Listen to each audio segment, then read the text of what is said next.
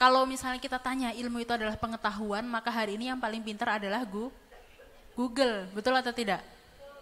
Yang paling tahu banyak informasi itu Google, tapi ilmu yang dimaksud di dalam agama kita itu bukan hanya pengetahuan saja, tetapi bagaimana ilmu ini menjadi cahaya.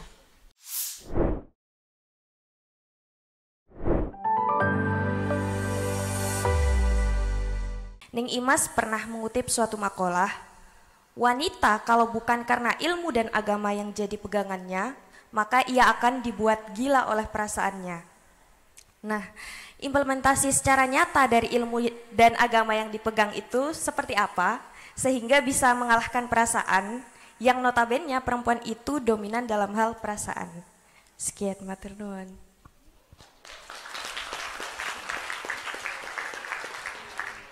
Terima kasih atas pertanyaannya. Bagaimana implementasi realnya, ngoten ya?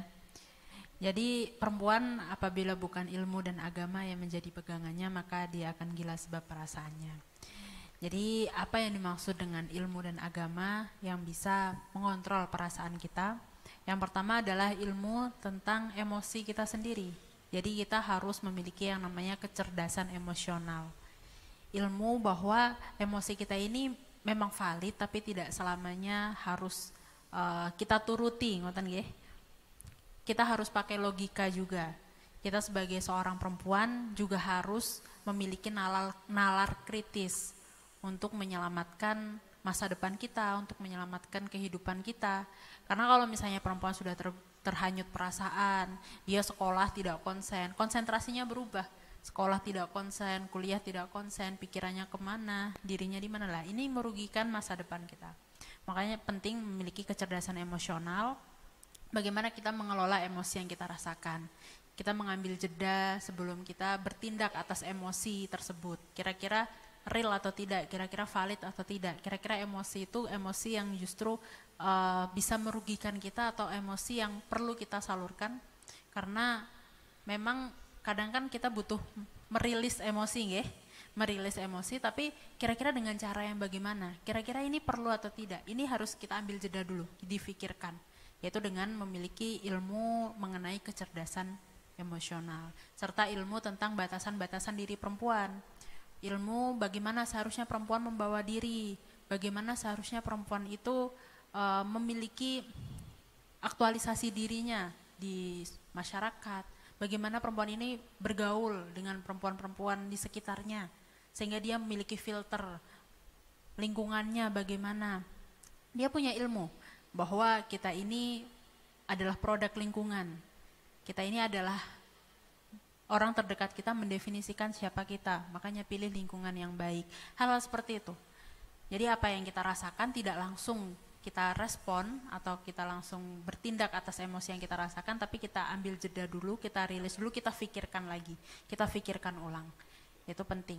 Kemudian agama adalah tawakal, rasa pasrah, karena banyak hal-hal yang tidak bisa dikendalikan.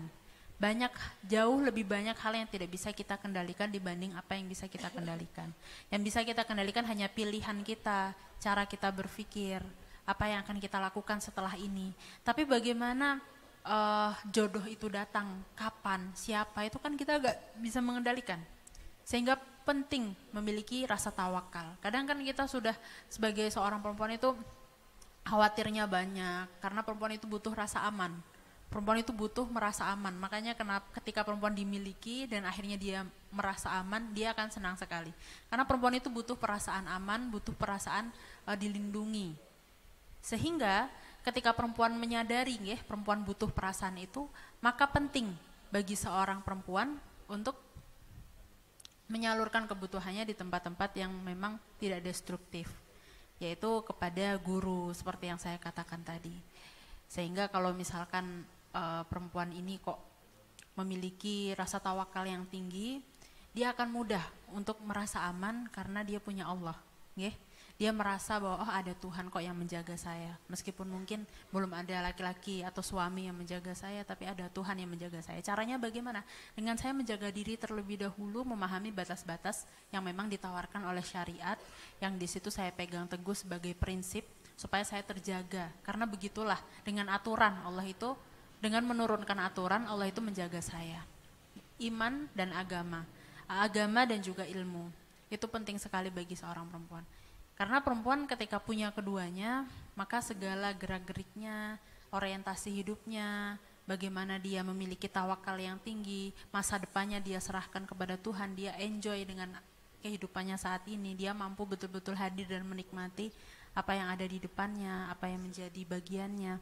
Penting ya, karena banyak sekali ketika perempuan ini, orang bukan hanya perempuan, orang kalau nggak berilmu, itu rawan terjebak pada pemahaman-pemahaman ekstrim, rawan terjebak pada pemahaman-pemahaman yang destruktif, yang mungkin merugikan dirinya sendiri dan juga orang lain.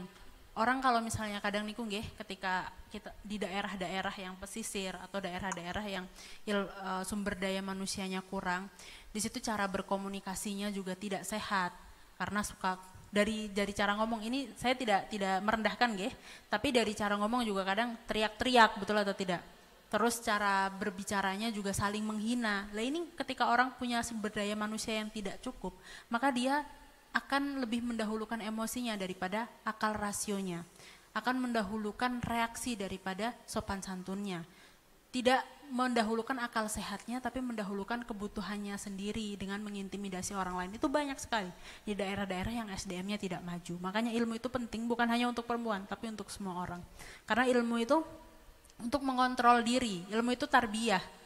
Kalau misalnya kita tanya ilmu itu adalah pengetahuan, maka hari ini yang paling pintar adalah Google, betul atau tidak? Yang paling tahu banyak informasi itu Google, tapi ilmu yang dimaksud di dalam agama kita itu bukan hanya pengetahuan saja, tetapi bagaimana ilmu ini menjadi cahaya di dalam diri kita, mengatur langkah kita, mengatur perilaku kita, mengatur orientasi kita, membentuk karakter kita menjadi orang yang baik. Itu adalah ilmu, bukan hanya sekedar pengetahuan, tapi adalah cahaya menunjukkan kita pada kemaslahatan diri, kesalehan secara ritual, kesalehan secara sosial, menjadi manusia yang memberi dampak baik, menjadi manusia yang memberi manfaat, manusia yang selaras dengan tujuan penciptaannya. Itu maksud daripada ilmu. Mungkin itu yang bisa saya sampaikan.